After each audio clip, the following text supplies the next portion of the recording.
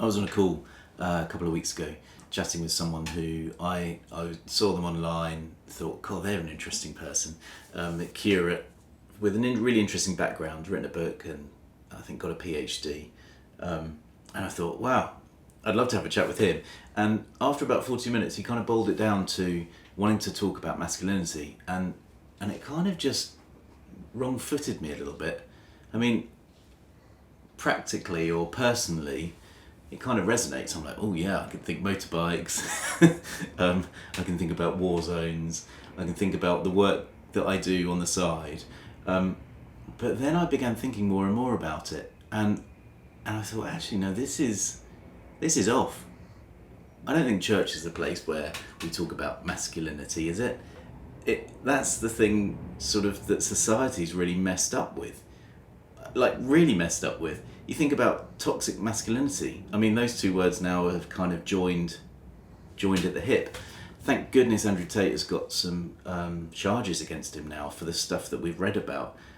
The British government is doing something, or legal system is doing something useful, as well as the Romanian.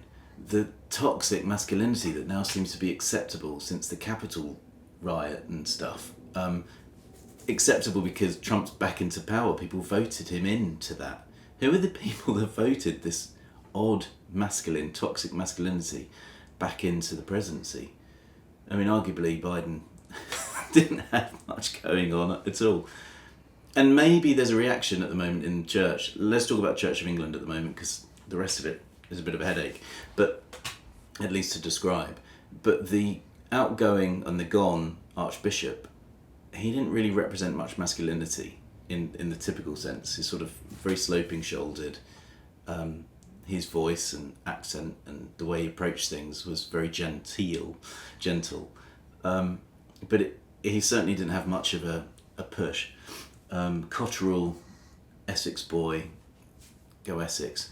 I think from Southend, so way more Essex than me. But I'm not sure he has it either. It's kind of been diluted with the kind of C of E tradition. I remember the church I used to go to with my school in the middle of Romford. The priest or vicar, I don't know what it would be. It was quite high church. Used to say Holy Spirit. There's masculinity certainly isn't very present in that culture, but it's really irritating that the response to perhaps a genteel or feminine approach is, right, what we need to accelerate and press into is masculinity. I think when you've got something that's so joined at the hip with a word called toxic, we really need to be careful. So I kind of want to just boot it out. I don't think there's any real place for looking at masculinity. This sort of Jordan Peterson online leading young people back into church or into a certain type of church is great that they're going, but it's not I don't think it's the bait we need to be catching more fish with. It certainly isn't something that we should be thinking, right, yeah, we need to look more into masculinity as a solution.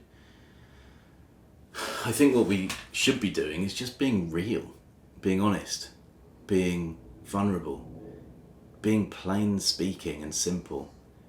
That seems to be something that is actually what's lacking and what people want.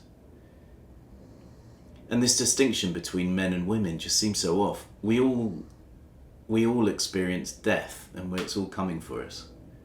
We all experience suffering. We all experience pain. We all experience hardship that we need to get through. And we can't distinguish between the two. It just seems so authoritarian and backward.